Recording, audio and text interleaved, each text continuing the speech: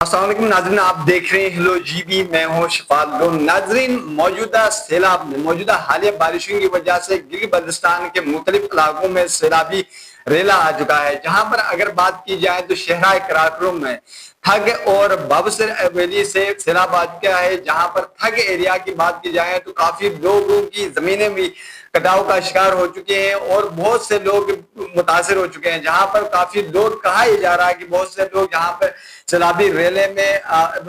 फंस चुके हैं, जो कि मकामी रजाकार समेत इस रेस्क्यू एहलकार इसके इनकी जो बुनियादी इमदादी सूरत हाल में बिजी है और काफी लोगों को रेस्क्यू किया गया है। और अगर शराय कराक्रम की बात की जाए तो शराय कराक्रम में सैलाब की जद में आकर काफी सियाह उनके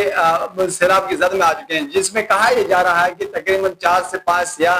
जाबाक हो चुके हैं और कई सियाहों को रेस्क्यू किया गया है। 8 के करीब वहां पर गाड़ियां सैलाब की जद आ चुकी हैं। अब तक की इतलात के मुताबिक ये कहा जा रहा है कि 15 के करीब सियाह लापता है, उनको रेस्क्यू किया जा रहा है, उनकी तलाश जारी है। अब तक की जो अपडेट है शराय कराक्रम की कि शराय कराक्रम मुकम्मल तौर पर बंद हो चुकी है, कट चुकी है, जिसमें काफी लोग जाबाक हो चुके हैं और काफी तौर पर जो जानी और माली नुकसान हो चुका है। अब तक की इतलात के मुताबिक 4 से 5 लोग फौत हो चुके हैं और काफी गाड़ियां सैलाबी रेले की जद में आ चुकी हैं और मुकम्मल तौर पर शराय कराक्रम समेत गिल बल्तिस्तान के मुतहिदा इलाकों में जो बेसिक फैसिलिटीज हैं वो दरहम बरहम हो चुके हैं। उसके साथ ये कहा जा रहा है कि जो मवासलात हैं वो भी मुकम्मल तौर पर तबाह हो चुके हैं और काफी तौर पर नुकसान हो चुके हैं। और अब तक की इतलात के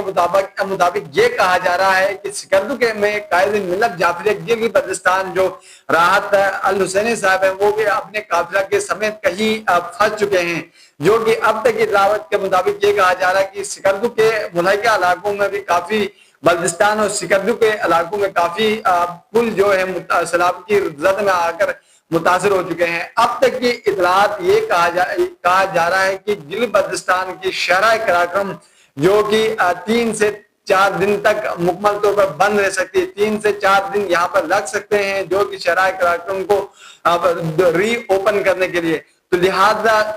हुकूमती तौर पर भी ये कहा जा रहा है कि तकरीबन 3 से 4 दिन के अंदर सियाहों समेत गिल बल्तिस्तान के मुख्तलिफ जो मुसाफिर हैं उनको सफरी हालात से बाखबर रहने और सफर करने से गुरेज करने का अहकाम जारी हो चुके हैं। यहाँ पर यह कहा जा रहा है कि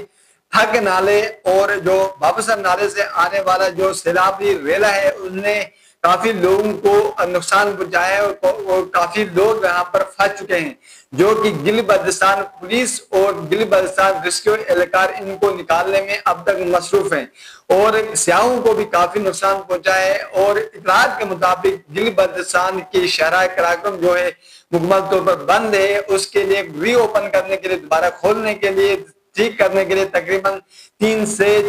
4 दिन तक लग सकते हैं। उसके अंदर हुकूमती इतलात के मुताबिक इसके अंदर किसी किस्म का सफर करने से गरेज किया जाए और हालात जब तक कंट्रोल में नहीं आते तब तक अपने जान और अपने रिश्तेदारों समेत माल और जायदाद की हिफाजत करें।